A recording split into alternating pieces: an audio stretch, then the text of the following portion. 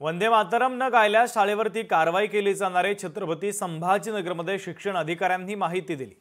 उर्दू आणि ग्रामीणमधील काही शाळेमध्ये वंदे मातरम गायले नसल्याची माहिती समोर आली। शिक्षण अधिकाऱ्यांचा कॅमेऱ्यासमोर बोलण्यास मात्र नकार आहे।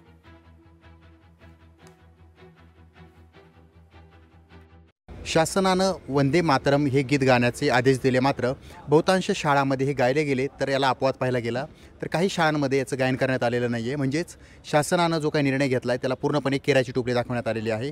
आपण जर माझ्या मागे पाहत असाल तर मी छत्रपती संभाजीनगरातील शिक्षण विभाग या ठिकाणी आलेलो आहे आणि असं समजतं की बहुतांश शाळांमध्ये हे गीत गायलं गेलं आहे, मात्र काही शाळांमध्ये हे गीत गायलं गेलेलं नव्हतं। त्यामुळे ज्या शाळांमध्ये गीत गायलं गेलेलं नाही आहे तर त्या संबंधित माहिती जी आहे ती शिक्षण अधिकारी घेणार आहेत आणि त्यासोबतच त्यांच्यावर कारवाई देखील केली जाणार आहे।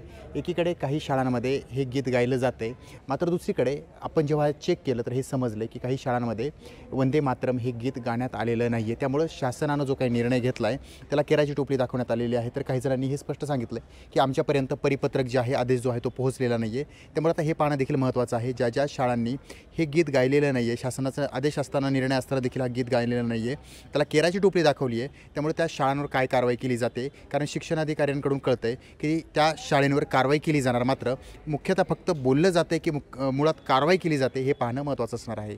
सचिन बडे, लोकशाही मराठी, छत्रपती संभाजीनगर। लोकशाही मराठी, ऐका, पहा, जागरूक रहा।